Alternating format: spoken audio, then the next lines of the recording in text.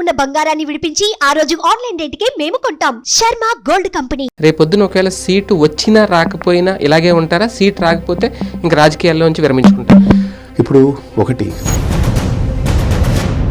Bharatiya Janata party Hindupuram నుంచి మీకు seat ఇస్తుంది అని అనుకుంటున్నారా? ఇస్తే గెలుస్తారు అనే నమ్మకం ఉందా? తాడోపేడ తేల్చుకోవాలి. మీరు గెలుస్తారు అనే ధీమా వెనక మీరు ఎంచుకున్న హిందూపురమా, మీరు ధరించిన కాషాయమా, మీరు ఇప్పుడు టికెట్ అడిగిన కాషాయ పార్టీ? ఒక ధర్మం పట్ల వాళ్లకున్నటువంటి అభిమానం. ఒక హిందుత్వవాదిగానే చూసి ముందుకొస్తే ఎంత ఓటు శాతం మీకు వస్తుంది? ఎన్ని ఓట్లు దూరం అవుతాయి? మిగిలిన కులాలు నాకు అవసరం లేదనే సంకేతం మిమ్మల్ని చూడగానే కనిపించదా? నేను ఎప్పటికీ హిందుత్వాన్నే పట్టుకుంటా. అలాగని నేను హిందూపురం అంటే కొంచెం ప్రాతినిధ్యం ఉన్నది, అందరికీ తెలిసింది. అటువంటి చోట్ల మామూలుగా లోక్సభ స్థానం అంటేనే 100 కోట్లు ఖర్చు పెట్టాలి ఇలా అంటారు. ఆర్థికంగా చూసుకున్నా మీరు అంత ఎఫెక్ట్ చేసి రాజకీయాల్లోకి రావాలనుకుంటున్నారు? నా అఫిడవిట్ మీరు చూస్తే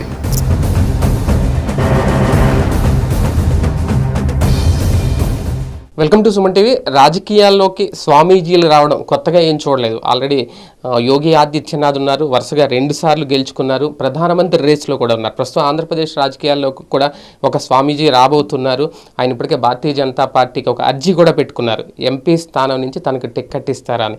ఆయనే పరిపూర్ణానంద స్వామి ప్రస్తుతం మనతో ఉన్నారు. ఒకసారి రాజకీయ రంగ ప్రవేశం గురించి ఆయన మాటల్లో కొన్ని విషయాలు తెలుసుకునే ప్రయత్నం చేద్దాం. స్వామీజీ, హిందూ ధర్మం అనే ఒక బాధ్యతను మీరు భుజాన్ని పెట్టుకున్నారు. ప్రపంచానికి, సమాజానికి హిందూ ధర్మం గురించి చాలా ప్రవచనాలు చేస్తూ ఉంటారు, మంచిలు చెప్తూ ఉంటారు. కానీ సడన్గా ఈ రాజకీయ ప్రవేశం ఏంటి? రాజకీయం అంటేనే చాలామంది, అంటే మీ దగ్గర ఈ పదం వాడాలో లేదో నాకు తెలియదు, ఒక రొచ్చు, ఒక రొంపి అంటుంటారు. అటువంటి దాంట్లోకి మీరు రావడానికి ఒక ప్రత్యేక కారణం ఏదైనా ఉందా? ఖచ్చితంగా ఈరోజు ఏంటనంటే, మనం హిందూ అన్నా లేకపోతే ఇంకోటన్నా ఏదన్నా ప్రతిదీ ఈరోజు రాజకీయ క్షేత్రంతో ముడిపడింది. ఈరోజు మీరు ఏ దేవాలయాలైనా తీసుకోండి, ప్రభుత్వాల చేతుల్లో ఉన్నాయంటే పార్టీల చేతుల్లో నడుస్తున్నాయి, పార్టీ కనుసన్నల్లో నడుస్తాయి. ఆశ్రమాలు, మఠాలు, మందిరాలు, గోశాలలు, ఇది ఒకటని కాదు. ఇది ప్రధానంగా ప్రత్యేకించి భారతదేశంలో హిందూ వ్యవస్థలో ఉన్నటువంటి సమస్తము రాజకీయ క్షేత్రంలో ఉంది, చేతుల్లో ఉంది, వాళ్ళ కబంధాస్తాల్లో ఉంది. ఇప్పుడు మేము వాళ్ళ చేతుల్లో ఉన్నప్పుడు మేము వాళ్ళ చేతుల నుంచి బయటికి రావాలనుకుంటామా? యాజ్ ఎ సాధువుగా అందులోనే పడి మగ్గాలనుకుంటామా? కదా, ఎవరైనా ఒకరి చేతుల్లో పడి మగ్గాలనుకోరు కదా. కాబట్టి దాని నుంచి మేము బయటికి రావాలనుకుంటే మేము దాంట్లో ఉన్నాం కాబట్టి ఇప్పుడు రాజకీయం అనే క్షేత్రాన్ని ఎంచుకోవాలి. ఎంచుకుంటేనే మేము బయటపడగలం. సో ఆ బయట పడడానికే ఎంచుకున్నటువంటి మార్గం ఈరోజు ప్రత్యక్ష రాజకీయాల్లోకి అడుగుపెట్టడం. భారతీయ జనతా పార్టీనే ఎంచుకోవడానికి కారణం ఏంటి అంటే, ఎందుకంటే ఆంధ్రప్రదేశ్ వరకు వేరే ప్రాంతీయ పార్టీలు రాజ్యం వెళ్తున్న పరిస్థితిలో ఇక్కడ ఆంధ్రప్రదేశ్లో భారతీయ జనతా పార్టీ అధికారంలోకి వస్తుందా రాదా అనేది ఒక అతిపెద్ద ప్రశ్న ఉన్న పరిస్థితిలో మీరు ఆ పార్టీనే చూజ్ చేసుకోవడానికి కారణం ఏంటి? ఖచ్చితంగా ఈరోజు బాగా ఫ్లరిష్ అయ్యేటువంటి పార్టీతో నేను వెళితే నా స్వలాభం కోసం అనుకోవచ్చు. ఈయన పదవి ఆశించో, లేదా ఒక పేరు ఆశించో, లేదా ఒక మంచి ఒక పొజిషన్ ఆశించో, ఏదో ఒకటి ఆశించి వెళ్తున్నాడని మీరు అన్న ప్రశ్నలోనే ఉంది. దానికి చాలా పెద్ద ప్రశ్న, అది $1 మిలియన్ క్వశ్చన్. అసలు దాంట్లో ఒక సీట్ అన్నా గెలుస్తారా, ఎన్ని ఓట్ల శాతం ఉంది అని అందరిలో మెదులుతున్నప్పుడు నేను అన్నిటినీ పక్కకు పెట్టి ధైర్యంగా నేను నమ్మి అందులో దిగుతున్నానంటే నా సిద్ధాంతం వెనక ఉన్నటువంటి ఒక కమిట్మెంట్, నా సిద్ధాంతం పట్ల నాకున్న కమిట్మెంట్. అలాగనే భారతీయ జనతా పార్టీలో ఆ సిద్ధాంతం ఉంది కాబట్టి. ఉదాహరణకి ఇప్పుడు మీరు మొన్న చూస్తే 500 సంవత్సరాల తర్వాత రామమందిర నిర్మాణం జరిగింది, రాముడి యొక్క ప్రతిష్ఠ జరిగింది. ఏ వివాదం లేదు, నిర్వివాదంగా జరిగింది. కాబట్టి ఇలాంటివి ఎన్నో సంస్కరణలు భారతదేశంలో జరగాలి అనంటే, మన సిద్ధాంతాలని మనం నిలబెట్టుకోవాలి అనంటే, ఈ సంస్కృతి, ఈ ఆలవాలము దీనికి ఒక ఆయువు పట్టు. కాబట్టి దాన్ని నిలబెట్టుకునే దిశగా నేను ఒక అడుగు వేశాను. నోటాతో పోటీ పడుతుంది భారతీయ జనతా పార్టీ అనేది. ఇప్పుడున్న పరిస్థితుల్లో పర్సంటేజ్ పెంచుకోవడానికి, లేదంటే ఆంధ్రప్రదేశ్లో మళ్ళీ పుంజుకుంటుందా భారతీయ జనతా పార్టీ అంటే మీ విశ్లేషణ? నోటాతో భారతీయ జనతా పార్టీ పోటీ పడితే లోటా ఎందుకు భారతీయ జనతా పార్టీ దగ్గరికి వెళ్తుంది? ఇప్పుడు ఢిల్లీ వెళ్ళి లోటా కూర్చుంటుంది కదా. మరి ప్రతి ఒక్కళ్ళు ఢిల్లీ చుట్టూ తిరిగి మీరు మాతో పొత్తు పెట్టుకోండి, మాతో పెట్టుకోండి అంటున్నారు కదా. అంటే కేంద్రంలో ఉన్న బలం చూసా కాదు, ఈరోజు కేంద్రమే బలం కదా. రాష్ట్రాలకి దాని బలం పరిధి తక్కువ ఉంటుంది. కేంద్రం యొక్క బలం మొత్తం దేశమంతా ఉంటుంది. ఖచ్చితంగా ప్రతి ఎన్నికలలోనూ భారతీయ జనతా పార్టీ అంచెలంచెలుగా ఎదుగుతూ బలం పుంజుకుంటూ వస్తుంది. 274 నుంచి 303, ఈసారి 350 దిశగా వెళ్ళొచ్చు. కాబట్టి అందరి యొక్క అంచనాలు వాళ్ళు 400 అంటున్నారు, కానీ ఖచ్చితంగా ఒక అద్భుతమైనటువంటి విజయాల్ని భారతీయ జనతా పార్టీ అందుకోపోతుంది. ఇలా ప్రతి ఒక్కరిలో కూడా ఆశ ఏంటనంటే 2 సార్లు వరుసగా ప్రధాని అయిపోయిన తర్వాత 3వసారి 2 సార్ల కంటే అధికంగా రాబోతుందని అంటే మరి ఎంత పార్టీ వేర్లు ఊనుకుంటుంది దేశవ్యాప్తంగా. కాబట్టి వాళ్ళు రాష్ట్రం మీద దృష్టి పెడితే అనతి కాలంలో రాష్ట్రంలో కూడా అద్భుతాలు జరిగే అవకాశాలు ఉంటాయి. కోనసీమకు చెందిన మీరు రాయలసీమ ప్రాంతానికి చెందిన హిందూపురం లోక్సభ నుంచి బరిలోకి దిగాలనుకోవడం వెనక ప్రత్యేక కారణం. కోనసీమ అంటే మీరు అన్నట్టు కాకినాడ గోదావరి ప్రాంతంలో శ్రీపీఠం ఉంది. మోడీ గారు గుజరాత్, కానీ ఆయన వారణాసిలో పోటీ చేశారు కదా. సుష్మా స్వరాజ్ గారు ఉండేవారు, వారెక్కడ గుజరాత్, కానీ ఆవిడ బళ్ళారిలో పోటీ చేశారు. పివి నరసింహారావు గారు ఎక్కడ, ఆయన చెప్పాలంటే మంథని వారి యొక్క ఇది అటు తెలంగాణ, కానీ వారు ఎక్కడ హిందూపురంలో వారు పోటీ చేసినట్టు దాఖలాలు ఉన్నాయి, ఇది బళ్ళారి ఇటువైపు. సో కాబట్టి ఒక ప్రాంతం అనేది కాదు, ఒక ఎంపీ క్షేత్రము నన్ను ఆకర్షించడానికి, నేను అందులోకి అడుగు పెట్టడానికి నేను కోరుకునే 1, 2, 3 పాయింట్స్ ఏంటి, 1, 2, 3 పాయింట్స్ టక్కమని చెప్పాలంటే, మొట్టమొదట 543 ఎంపీ క్షేత్రాల్లో, ఎంపీ పార్లమెంటరీ క్షేత్రాల్లో హిందూ అనే పేరుతో ఉండేటువంటి క్షేత్రం ఇది. నేను ఆలోచించాను, ఏంది దీనికి ఒక్కదానికి హిందూపురం అని పార్లమెంటరీకి పేరు ఎందుకు వచ్చింది అని ఆలోచిస్తే, దీని వెనక ఒక అద్భుతమైనటువంటి చరిత్ర ఉంది. ఆ చరిత్ర హిందూ సామ్రాజ్య నిర్మాణానికి ఆనాడు శ్రీకృష్ణదేవరాయలు ఆజ్యం పోస్తే, ఆ తదుపరి హరిహర బుక్కరాయల ద్వారా విద్యారణ్య స్వామి ఒక అద్భుతమైనటువంటి కృషి చేశారు. ఈ చరిత్ర, ఈ కథాఘట్టము నన్ను ఆకర్షించింది. నేను 2012లో హిందూ రథయాత్ర చేసినప్పుడు ఆ చరిత్ర గురించి విన్నాను. అక్కడంతా తిరిగాను, నేను పల్లెల్లోనూ తిరిగాను, అక్కడ ప్రతి బస్తీల్లో తిరిగాను, ప్రతి కులము యొక్క గడప తొక్కాను, ప్రతి ఒక్కరిని పలకరించాను. ఆ అనుబంధము, ఆ స్నేహము నాలో ఎప్పటికీ ఉంది, వాళ్ళకు కూడా అలానే ఉంది. అలా నేను కంటిన్యూస్గా ధర్మవరంలో కానీ, పుట్టపర్తిలో కానీ, కదిరిలో కానీ, హిందూపురంలో కానీ, పెనుగొండలో కానీ, ఇలాగ క్షేత్రాలన్నింటిలో నేను తిరగడం నాకు ఆనవాయితీ అయింది. ఇటీవల కాలంలో నేను హిందూ ర్యాలీకి వెళితే ఛత్రపతి శివాజీ విగ్రహ స్థాపనకి హిందూపురంలో స్వచ్ఛందంగా నేను వస్తున్నాను అనగానే ఆడపిల్లలు, మగపిల్లలు వేలాదిగా రోడ్డు మీదకి వచ్చారు. ఆడవాళ్ళు, మహిళలు, ఎప్పుడు రోడ్డు మీద అలా రాని వాళ్ళు కాషాయ జెండా పట్టుకుని జై శ్రీరామ్ అంటూ బయటకు వచ్చారు వాళ్ళు. సో వీళ్ళందరినీ మనం అనుకోవచ్చు, వీళ్ళు హిందుత్వం కోసం వస్తున్నారు, కానీ రేపు ఓటేయమంటే ఓటేరేమో అని అనుమానం పడకండి. అక్కడ పరిపూర్ణానంద స్వామినైనా, మోడీ గారినైనా అయోధ్యలో రాముణ్ణి చూసినట్టుగానే వాళ్ళు భావిస్తారు ఖచ్చితంగా. రాజకీయాలంటే రాజకీయ విమర్శలు చేయాలి, ప్రత్యర్థిని అవసరమైతే తిట్టాలి. ఇన్ని రోజులు మీ నోటి నుంచి ప్రవచనాలు చూసాం, మంచి మంచి వాక్కులు విన్నాం. ఇక నుంచి పరిపూర్ణానంద స్వామి అవి కూడా మాట్లాడబోతున్నారా, మేము వినబోతున్నామా? నేను ఒక విచారణని, ఒక సద్విమర్శనని ఇష్టపడతాను. అది నా పట్ల ఎవరు చేసినా నాలో ఆ లోపం ఉంటే దాన్ని సరిదిద్దుకునే దానికి ప్రయత్నం చేస్తాను. లేదా వ్యక్తిగత దూషణలు, రాగద్వేషాలతో ఒకడిని నాశనం చేయాలని, ఒకడిని పాడు చేయాలని మాట్లాడే మాట, అది నేను ఎప్పుడూ ప్రేరణ చేయను. నేను ఇంకోరిని నేను అలౌ చేయను, నేను చేయడం నాకు నా సంస్కారం అడ్డొస్తుంది. రెండోది, రాజకీయ క్షేత్రంలో ఈరోజు అది ఒక ఫ్యాషన్ లాగా మారిపోయి ఇప్పుడు అది ఒక పాయిజన్ లాగా అయిపోయింది. ఈ రోజున అనవసరంగా మాట్లాడితే ప్రజలు కూడా సహించలేరనేటువంటిది మనం గమనించవచ్చు.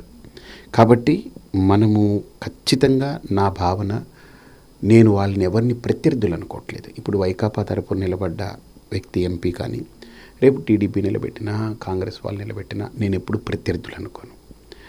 నా ప్రత్యర్థులు ఎవరవుతారంటే, నా దేశాన్నో నా ధర్మాన్నో ఎవరైనా విమర్శిస్తే నేను వాళ్ళని అప్పటికి కూడా నేను ద్వేషించను. వాళ్ళకి కరెక్ట్ అయిన సమాధానం చెప్పాలి, వాళ్ళని ఫిక్స్ చేయాలనుకుంటాను, కానీ వాళ్ళ మీద ద్వేషంతో నేను రగిలిపోయి వాళ్ళని ఇచ్చేయాలనేటువంటి ఆలోచన కాదు. కాబట్టి నేను ఇప్పుడు హిందూపురంలో నేను ఒక ఎంపీగా నేను ఆ బరిలో దిగుతున్నప్పుడు ఒక అధ్యయనంగా భావిస్తాను, ఒక యజ్ఞంలా భావిస్తాను. వాళ్ళు నన్ను ప్రత్యర్థిగా భావించినా నేనేం తప్పుగా అనుకోను, కానీ నేను మాత్రం వాళ్ళని, వాళ్ళ పార్టీ అభ్యర్థులు, వాళ్ళ పార్టీ నిలిపిన అభ్యర్థులు. నేను వాళ్ళని గౌరవిస్తాను. కాకపోతే నా సిద్ధాంతము, నా ధర్మము, నా నీతి, నా విచారణ ఇవన్నీ పబ్లిక్లోకి నేను తీసుకెళ్తాను అంతే. భారతీయ జనతా పార్టీ హిందూపురం నుంచి మీకు సీట్ ఇస్తుంది అని అనుకుంటున్నారా? ఇస్తే గెలుస్తారు అనే నమ్మకం ఉందా? నేను 16 వ్యక్తుల్లో నేను ఒకడిని. 16 మంది దానికి అప్లై చేశారు. ఖచ్చితంగా నాలో ఆ యోగ్యత ఉండి నన్ను వాళ్ళు పరిగణలోకి తీసుకుని ఇస్తే తప్పకుండా పోటీ చేస్తాను.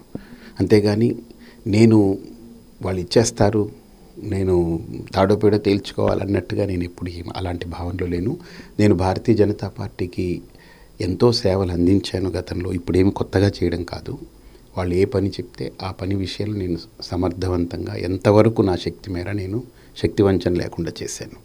తప్పకుండా ఇప్పుడు కూడా నేను హిందూపురంలో ఆల్రెడీ మా కార్యకర్తలు, నన్ను నమ్మినటువంటి అనుయాయులు చాలామంది అక్కడ వర్క్ చేస్తున్నారు, తిరుగుతున్నారు, అందరినీ సంప్రదిస్తున్నారు. అందరినీ నేను ఒకటే చెప్పా, అందరినీ పార్టీలో ఉన్న అట్టడుగు వ్యక్తి దగ్గర నుంచి, సామాన్యుడి దగ్గర నుంచి ఎవరైతే దీని గురించి ఆలోచిస్తున్నారో వాళ్ళందరినీ కలుపుకొని మాట్లాడి వాళ్ళతో వెళ్ళి వాళ్ళని పలకరించండి.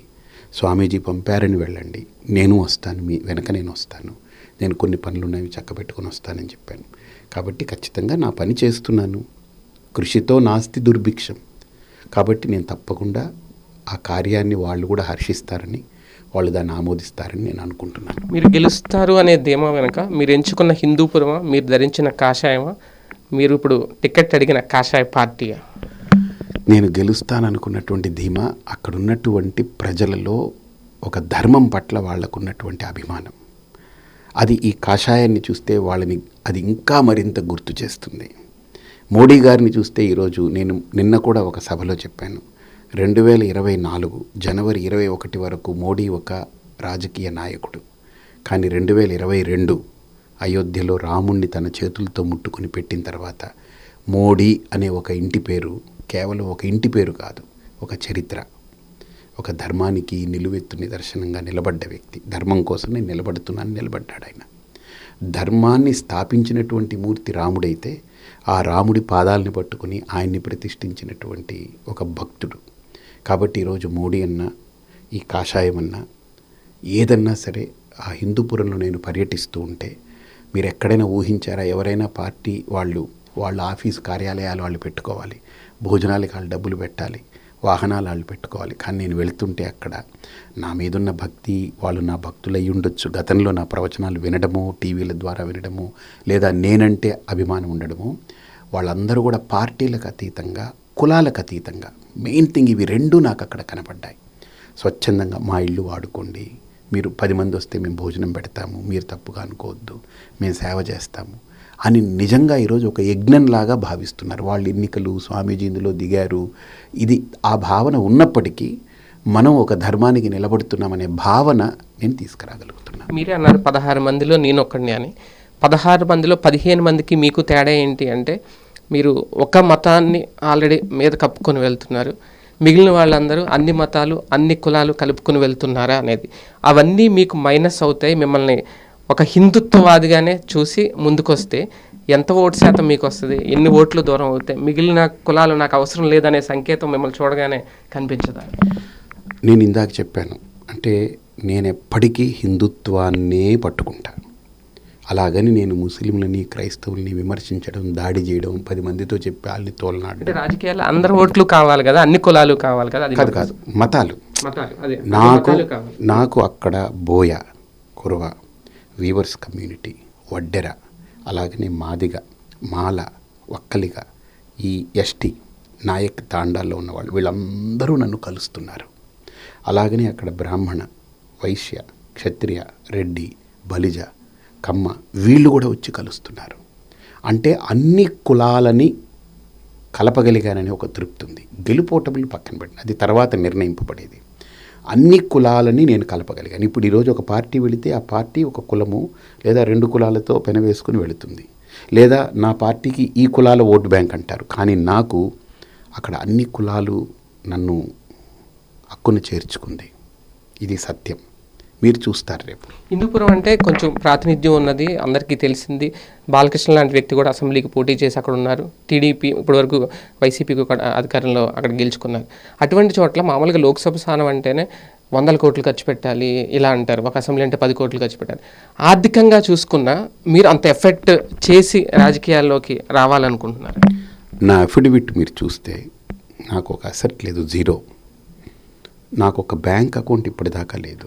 నాకు ఎవరైనా డబ్బు ఇస్తే చేతికి, నాకు అది ట్రావెలింగ్కి అవసరమైతే వాడతాను, లేదంటే అమ్మవారికి ఇచ్చేస్తాను. అమ్మవారికి ఎందుకు ఇస్తానంటే అక్కడ వచ్చిన వాళ్ళకి భోజనం పెట్టమని, ప్రసాదం పెట్టమని, నైవేద్యం పెట్టమని ఇచ్చేస్తాను. ఇది నా సంస్కారం. నేను ఎప్పుడూ అలా తీసుకోలేదు. కాబట్టి నాకు నా నిజాయితీ, నా విశ్వసనీయత రేపు నేను అఫిడవిట్లో దాఖలు చేసేది సత్యంగా, యథార్థంగా. ఎందుకంటే మా అమ్మ నాన్న వాళ్ళు ఎవరు ఆస్తిపరులు కారు. వాళ్ళు చాలా కాయా కష్టంతో వాళ్ళు కేరళలో ఉండి బాగా బతికి ఒకప్పుడు, తర్వాత అన్ని కాలాంతరంలో కొంత పోయి, తర్వాత వచ్చి ఒక చిన్న హోటల్ పెట్టుకుని అలా బ్రతికారు. వాళ్ళేమి ఎవరి మీద ఆధారపడలేదు. వాళ్ళ కష్టార్జితం నమ్ముకున్నారు, వాళ్ళు బ్రతికారు. వాళ్ళకి నేను ఒక్కడిని కొడుకుని. మా నాన్నగారు పోయారు 96 ఏళ్ళు, మా అమ్మ 80 ఏళ్ళు. ఆవిడకి ఏ ఆశలు లేవు, ఏమీ లేవు. ఆవిడకి కళ్ళు లేవు, ఆవిడకి ఒంట్లో నగలు గగలు ఏమి ఉండవు. సో కాబట్టి మాకేం పెద్ద ఆస్తిపాస్తుల మీద అలాంటి ఆలోచనలు లేవు, నా దగ్గర లేదు కూడా. అంటే మీరు జీరో అఫిడవిట్ అంటున్నారు, బాగానే ఉంది. కానీ పాలిటిక్స్లో జీరో బడ్జెట్ పాలిటిక్స్ సాధ్యమేనా? జీరో బడ్జెట్ పాలిటిక్స్ ఉండదు. అంటే ప్రభుత్వాన్ని నడపాలన్నా ఏదన్నా డబ్బు కావాలి. కానీ ప్రజలు ఓట్లేయడానికి డబ్బుతో కాదనేటువంటిది నేను మనస్ఫూర్తిగా నమ్ముతున్నాను. కానీ ఆల్రెడీ కలుషితం అయిపోయింది సమాజం అంటాను నేను. డబ్బు లేకుండా ఎవరు ఓటు వేయట్లేదు అంటాను. మీరే 2 ముఖ్యమంత్రుల్ని ఓడగొట్టి ఆయన ఒక ఎమ్మెల్యేగా గెలిచి వచ్చాడు తెలంగాణలో. మీకు ఒక చిన్న విషయం చెప్తాను. భారతీయ జనతా పార్టీలో మధ్యప్రదేశ్లో మొన్న జరిగిన ఎన్నికల్లో ఒక కార్యకర్త పార్టీలో దిగాడు కొత్తగా. ఆయనకి 15 లక్షలే ఖర్చు అయింది.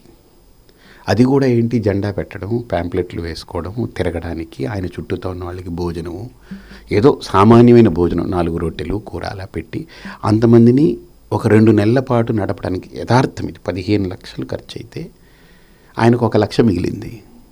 ఈ 1 లక్ష పట్టుకెళ్ళి ఎవరికి ఇచ్చారో మళ్ళీ ఇచ్చేసి నాకు ఈ ఖర్చు లేదు అయిపోయిందని మెజారిటీతో గెలిచి వచ్చాడు. కలుషితం అయిపోయిన రోజుల్లో అసలు ఊహించగలరా? 15 లక్షలు మాత్రమే ఖర్చు పెట్టి మరో 1 లక్ష మిగిలిందని తిరిగి వాళ్ళకి ఎవరికి అప్పచెప్పేసి బంపర్ మెజారిటీతో గెలిచి వచ్చాడు. అంటే ప్రజలు మనం ఇచ్చే 500కి 2000కి వాళ్ళు ఆశపడుతున్నారనుకోవడం మన అత్యాశ, దురాశ. వాళ్ళు ఇస్తే తీసుకుంటారు, ఎంత ఇచ్చినా వాళ్ళు తీసుకుంటారు. ఎందుకంటే వీళ్ళు ఎంత తిన్నా వీళ్ళకి సరిపోవట్లేదు కాబట్టి ఎంత ఇచ్చినా వాళ్ళు తీసుకున్నానికే ప్రిపేర్ అవుతారు. కానీ నా దగ్గర ఏమీ లేదు, నేను మీకోసం వచ్చాను అని అంటే అది చిత్తశుద్ధితో, మనం ఆ లోపల ఆత్మీయమైన పలకరింపుతో కనుక ఆ గుండెతో చెప్తే ఖచ్చితంగా ఎక్కుతుంది. నాకు ఒక నమ్మకం, స్వామి పరిపూర్ణానందగా నా గుండె చప్పుని వాళ్ళకి వినిపిస్తాననేటువంటి ధైర్యం ఉంది. ఒక విషయం, భారతీయ జనతా పార్టీ కానీ మోడీ గారు కానీ చాలాసార్లు చెప్పారు ఉచితాలకు వ్యతిరేకం, ఉచితాలను ఎక్కువగా ప్రోత్సహించరు. కానీ ఆంధ్రప్రదేశ్లో సంక్షేమం అంటే జగన్, ఉచితం అంటే జగన్ కేర్ ఆఫ్ అన్నట్టుగా ఉంది.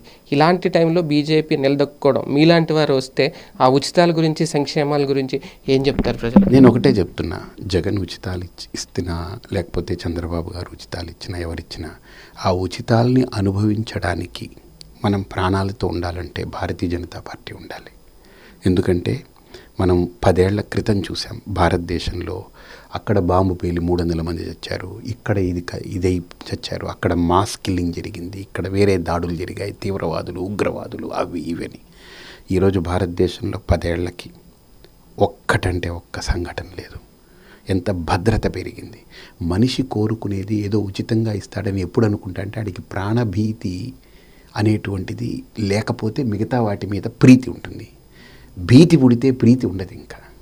కాబట్టి ఆ భీతిని తొలగించగలిగేది భారతీయ జనతా పార్టీ. అఫ్కోర్స్ ప్రీతి పట్ల ప్రతి మనిషికి మక్కువ, కానీ భీతి పుడితే ప్రీతిని పక్కన పెడతాడు.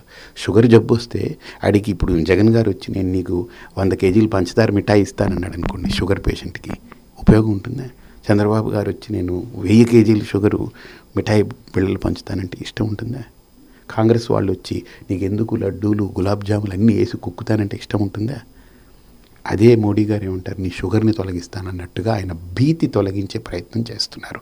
ఇది నేను స్పష్టంగా ప్రతి ఒక్కరికి వినిపించగలిగితే, ఇది ప్రతి వ్యక్తి ఇదే కోరుకుంటున్నారు. కోరుకుంటున్నారు, సేఫ్టీ కోరుకుంటున్నారు, సెక్యూరిటీ కోరుకుంటున్నారు. That's what I could do. ఫైనల్గా ఒక విషయం, ఇప్పటికీ ఒక కన్ఫ్యూజన్, పొత్తు విషయంలో ఏం జరగబోతోంది భారతీయ జనతా పార్టీ, మీకు ఏమైనా ఒక స్పష్టత ఉందా, క్లారిటీ ఉందా? మీ సీట్ రావాలన్నా సరే, ఒకవేళ పొత్తు లాంటిది ఏమైనా జరిగితే హిందూపురం ఎవరికి వెళ్తుంది అనేది, దాని మీద ఒక స్పష్టత ఉందా? నేను 16 మందిలో ఒకడిని చెప్పాను. 16 మంది ఏది ఆలోచిస్తూ ఆశిస్తూ ఉంటారో నేను ఆశిస్తాను, అందులో ఏమీ ఇబ్బంది లేదు. కాకపోతే ఇప్పుడు ఈ 16 మందిలోనే నాకు కాకుండా ఎవరికన్నా ఇచ్చారనుకోండి, ఓహో పార్టీ విధానం ఇలా ఉంది, నాకంటే మెరుగైన వ్యక్తిని అనుకున్నారు, ఇచ్చారని నేను అనుకుంటాను. అంతేగాని నేను పార్టీ విధానాన్ని నేను తోలనాడను, నా సంస్కారం అది. రెండోది పొత్తు ఉందా లేదా అనేటువంటిది ఆలోచించే స్థాయి నాది కాదు ఒకటి. రెండోది నేను అంత ఆలోచించదలుచుకోలేదు, ఎందుకంటే మన చేతుల్లో లేని నేను ఊరికినే ఆలోచించి నా టైం నేను ఊరికినే సమయాన్ని కాలక్షేపం చేయను. నేను నా ఆలోచన ఏంటి, నేను ఆ క్షేత్రానికి వెళ్తాను, పని చేస్తాను. అది నన్ను నిలబడమన్నారు, ఉపయోగపడుతుంది. లేదు ఇంకోళ్ళు నిలబడమన్నారు, నేను చేసిన పని ఇంకోటికైనా ఉపయోగపడుతుంది కదా. సో నా దృష్టికోణం ఎప్పుడు సిద్ధాంతానికి కనెక్ట్ అయి చేస్తున్నాను. ఆర్ఎస్ఎస్ యొక్క స్పష్టమైన భావజాలం సిద్ధాంతానికి కనెక్ట్ అయ్యి మనం చేస్తాము. ఎవరు ఏం చేయాలనేటువంటి, ఇప్పుడు మోడీ గారు ప్రధాని అవుతారు, మోడీ గారు ముఖ్యమంత్రి అవుతారని 1990లో ఎవడు కలలు కనలేదు. 2002 నుంచి ఆయన శకం ప్రారంభమైంది. మరి అప్పుడు ఆయన ఒక సామాన్య కార్యకర్త, సైకిల్ వేసుకుని చిన్న స్కూటర్ వేసుకుని తిరిగి ఓ బ్యాగ్ వేసుకొని తిరిగాడు. ఆయన అన్ని సభల్లో కింద కూర్చున్నటువంటి ఫోటోలు కూడా మీరు చూడొచ్చు. కాబట్టి అలాంటి సిద్ధాంతాలు రాష్ట్రీయ స్వయం సేవక సంఘంలో ఉంది, విశ్వ హిందూ పరిషత్లో ఉంది, వాళ్ళందరిలో ఉన్నాయి. నేను మా గురువు గారి ద్వారా ఆ సంస్కారాలు, ఆ సిద్ధాంతాలను ఉనికిపుచ్చుకున్న వ్యక్తిగా మా గురువు గారి దగ్గర నుంచి నేను దానికి కట్టుబడి ఉన్నాను. అంతేకాని ఇప్పుడు 16 మందిలో నేను పోటీపడి ఇది అదే అని ఆ రాగద్వేషాలతో నేను వెళ్ళను. ఎస్, నా ప్రయత్నం నేను చేస్తాను. మీరు ఎంపీ సీట్ అడిగారంటేనే రాజకీయాల్లోకి వచ్చేసారు ఒక రకంగా. స్వామీజీ రాజకీయ నాయకుడు అయిపోయారు. రేపొద్దున ఒకవేళ సీటు వచ్చినా రాకపోయినా ఇలాగే ఉంటారా? సీట్ రాకపోతే ఇంకా రాజకీయాల్లోంచి విరమించుకుంటారు? ఇప్పుడు ఒకటి, సీటు రాలేదంటే ఇంకో పెద్ద సీటు కోసం అవకాశం వస్తుందేమో, అంతే కదా. నేను నిరుత్సాహం ఎందుకు పడాలి? సీటు వస్తేనే నేను మనిషిని, సీటు వస్తేనే నాకు ఊపిరి, సీటు వస్తేనే నాకు గౌరవం కాదు కదా. సీటు రాకపోయినా పరిపూర్ణానందే, సీటు వచ్చినా పరిపూర్ణానందే, గెలిపించుకున్నా పరిపూర్ణానందే. వాళ్ళు ఏం చెప్పినా పరిపూర్ణానంద ఈజ్ పరిపూర్ణానంద. నేను అప్పుడు భగవద్గీత చెప్తాను. ఒకవేళ నేను రేపు ఎంపీగా గెలిచినా, నాకు ఉన్నత పదవులు ఇచ్చినా, నా భగవద్గీత నేను ఆపను, నా ధర్మ ప్రబోధన నేను ఆపను, నేను అందరినీ గౌరవించడం, ఆదరించడం, అభిమానించడం ఆపను. పార్టీలను చూడను, నేను కులాలని చూడను. సో నేను ఖచ్చితంగా నా వైఖరి ఇది, నా స్పష్టత ఇది. ఇదేది లేదు, సీట్ ఇవ్వలేదు అనుకుందాం, మాట్లాడదాం మనం. వాళ్ళకి నాకు సీట్ ఇవ్వకూడదు అనడానికి 100 కారణాలు ఉండొచ్చు, నాకే సీట్ ఇవ్వాలనడానికి నా దగ్గర 100 కారణాలు ఉండొచ్చు. అది ప్రధానం కాదు. నాకు రాలేదు, ఓకే, నా పని నేను చేసుకుంటూ వెళ్తాను. స్టిల్ ఆమె పరిపూర్ణ. తప్ప వేరే పార్టీలోకి వెళ్ళి ట్రై చేయడం ఇట్లా. నా జీవితంలో సిద్ధాంతానికి నేను గౌరవిస్తాను. ఖచ్చితంగా నా సిద్ధాంతమే నాకు పార్టీ. ఆ సిద్ధాంతం ఎక్కడ ప్రతిబింబిస్తే అదే నేను గౌరవిస్తాను. అది బీజేపీలోనే ఉందని నేను విశ్వసిస్తున్నా, ఇంకెందులో లేదు. విశ్వసనం కాదు, కనపడుతుంది, కళ్ళకు కనపడుతుంది. కళ్ళకు కనపడుతుంది. నమ్మడం ఏంటి, నిజం కదా, సాకారమైంది కదా. కాబట్టి definitely. Thank you very much. Thank you. Right, మొత్తానికి నమ్మిన సిద్ధాంతానికి అయితే కట్టుబడి ఉంటానంటున్నారు. భారతీయ జనతా పార్టీని వదిలి వెళ్ళలేదు. హిందూపురం నుంచి సీట్ వస్తే మాత్రం ఖచ్చితంగా బరిలోకి దిగుతాను, గెలిచి తీరతాననే ధీమా అయితే వ్యక్తం చేస్తున్నారు. కెమెరామెన్ హర్షవర్ధన్తో శేఖర్, సుమన్ టీవీ, కాకినాడ.